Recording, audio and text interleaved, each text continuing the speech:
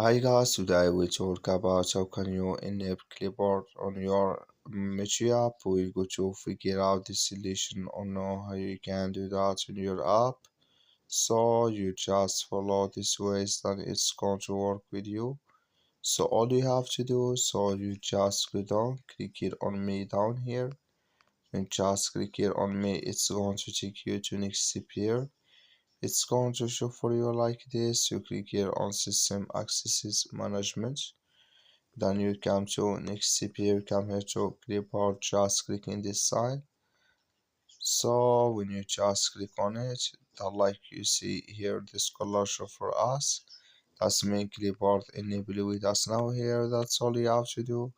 I wish you know you I get it, that's all. So just follow this ways, then it's going to work with you. So thank you for watching. Don't forget to support us by liking, subscribe.